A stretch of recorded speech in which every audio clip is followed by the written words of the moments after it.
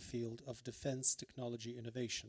გერმანიის თავდაცვის მინისტრს ჯერა რომ ვლადიმერ პუტინის ბოლო განცხადებები უკრაინასთან ომის დასასრულის მოახლოებასთან დაკავშირებით რუსეთის ჰიბრიდული ტაქტიკის ნაწილია და რომ რეალურად რუსეთის პრეზიდენტი მსგავს არაფერს გულისხმობდა. ამის შესახებ ბორის პისტორიუსმა კიევში მოულოდნელი ვიზიტის დროს განაცხადა, სადაც უკრაინასთან შეარაღების ახალი მაღალ ტექნოლოგიური სისტემების ერთობლივი მშენებლობის თაობაზე მსჯელობდა.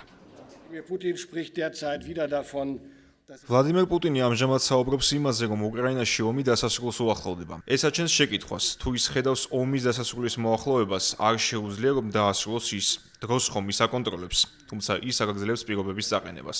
არსებობს იმის შიში, რომ ეს მოგიტყუილია. ვიმედოვნებ, რომ ცდები, თუმცა ამის გამორიცხვა არ შეიძლება, რადგან ეს მისი ჰიბრიდული ომის ტაქტიკაა. ამგვარია ბოლო წლების რეალობა.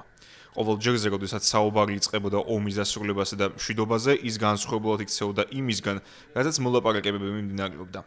უქმეებზე სამდღიანი ცეცხლის შეწყვეტის შეთანხმებაც დაირღვა პუტინზეა დამოკიდებული, რომ დაასრულოს ეს ომი და უკრაინელი მოქალაქეების დატერორება. პირადად მე მჯერა, რომ პუტინი ამას აკეთებს მისი სისუსტეებიდან ყურადღების გადასატანად. ის რთულად თუ მოიტანს ტერიტორიული მიღწევების მაგალითს. მისი ჯარი კი აგრძელებს დაპატრონებული ტერიტორიების დაკარგვას.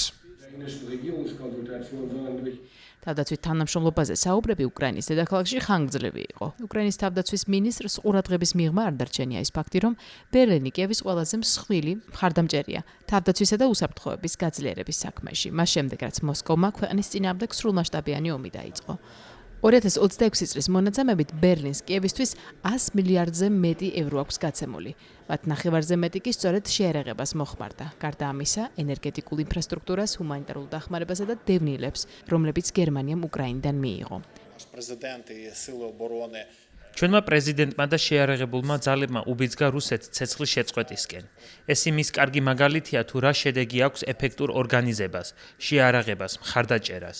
მნიშვნელოვანია ითქვას, რომ დღეს გერმანია ნომერ პირველი ქვეყანაა მსოფლიოში უკრაინის დახმარების თვალსაზრისით, უსაფრთხოების საკითხებში. ის ითვლის ჩვენი ქვეყნისთვის გაწეული დახმარების მესამედს. სურს მადლობა გადაგიხადოთ ამისთვის. პირველ რიგში ეს საჰაერო თავდაცვას შეეხება. უკრაინაში გერმანელი მინისტრის ვიზიტი წინასწარ არ დაანონსებულა, უსაფრთხოებითი პროტოკოლიდან გამომდინარე. საგულისხმოა, რომ უკრაინა და რუსეთი პარასკევს ცეცხლის 3 დღით შეწყვეტაზე შეთანხმდნენ. ამერიკის შეერთებული შტატების პრეზიდენტის ჩართულობით მიმდინარე სამშვიდობო ძალისხმების პარკებში, თუმცა შეთანხმება მალევე დაირღვა. და მხარეები ამაში ერთმანეთს ადანაშაულებენ.